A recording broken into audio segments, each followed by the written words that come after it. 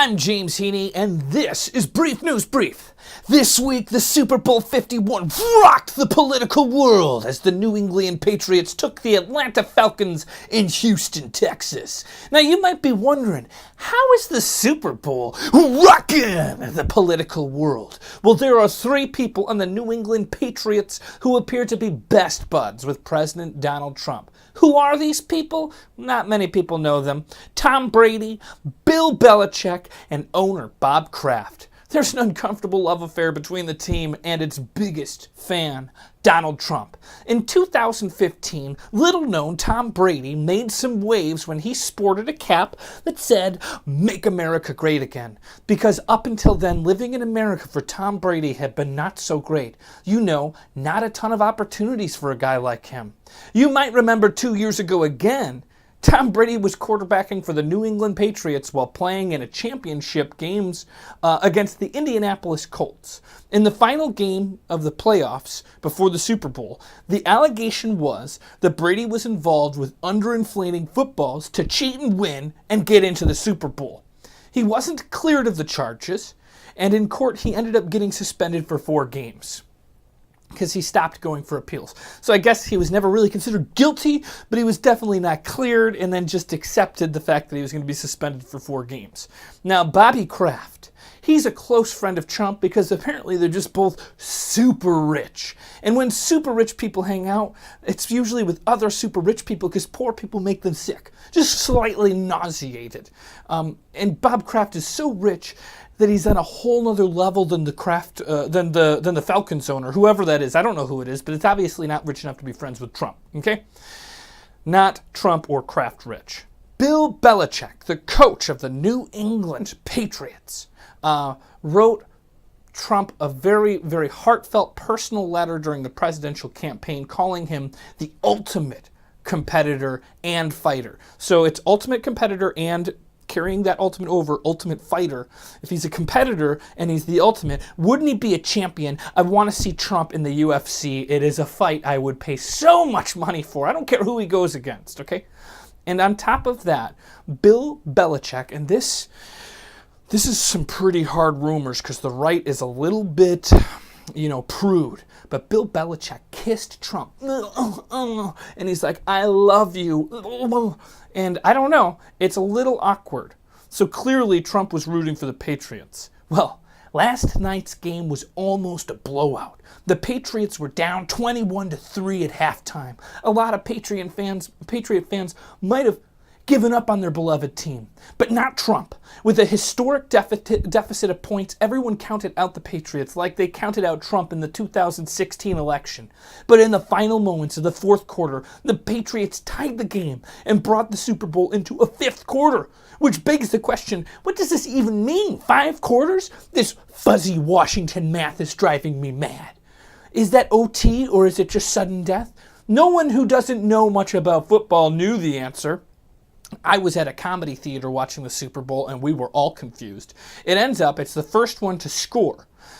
If they get a field goal, though, that doesn't count as the end. Then the other team gets a chance to get a field goal. But didn't matter, because the Patriots ended up getting first possession and getting a touchdown, which ends the sudden death.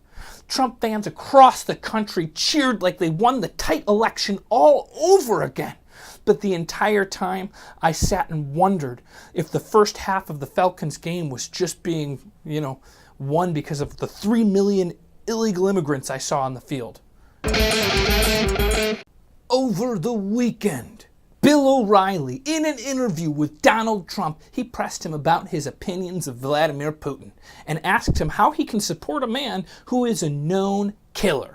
Donald Trump responded, full bammo! He's a killer, though. Putin's a killer. A lot of killers. We got a lot of killers. Why, you think our country's so innocent? You think our country's so innocent?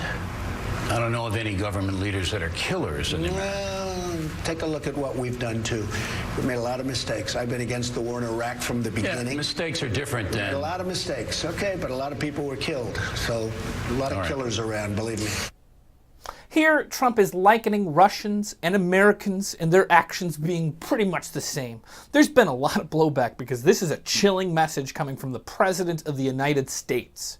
Usually, Republicans enjoy talking about American exceptionalism, not, oh, Americans are killers. He's making a moral equivalency against us and Russia's Putin. Keep in mind, journalists in Russia are killed for disagreeing with the great leader, and in Russia, opposition activists are killed and poisoned by biological weapons. In the US, a judge can still, at least for now, rule against a president. Some might say it's the most un-American thing that a president has ever said. Well, as the president speaks, thousands of U.S. forces are being deployed to Eastern Europe right now to protect our NATO allies, who are really dependent on our protection from expansionist Russia. So there's a conflict of interest here. We got news right out of America's punchline, Florida.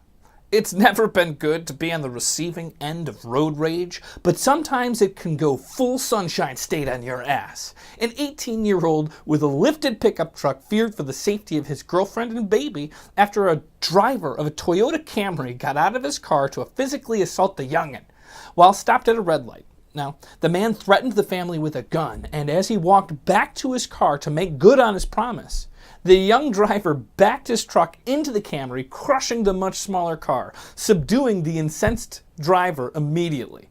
Now, he's becoming the candidate for Oakland County's Boyfriend of the Year in the process.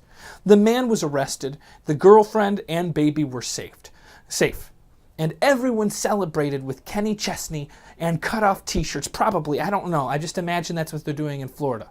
The only way this story could sound more Florida is if there was an alligator from a trailer park next door that voted Republican in the middle of this. Isn't it great that we have stories like this to take our mind off the depression-inducing cycle of news, fake news? You keep doing you, Florida, and we'll keep reporting.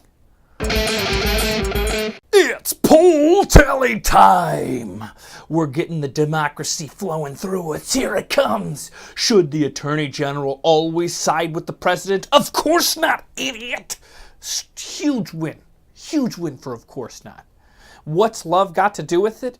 Well, the answer is very diluted. The only thing we do know is love is not all you need. You need other things than love. Maslow's hierarchy says food, water, shelter, sex. Love is the fourth thing you need. All right? And finally, would you go to a video store with thousands of copies of Jerry Maguire on VHS? Show me the doorway! Yeah. Now here's the new polls, and we need you to get involved, because if you don't answer, democracy shuts down right here. All right? Was the Patriots' Super Bowl win comparable to the 2016 election? And do Americans have a moral high ground over Russia? And finally, do you get road rage?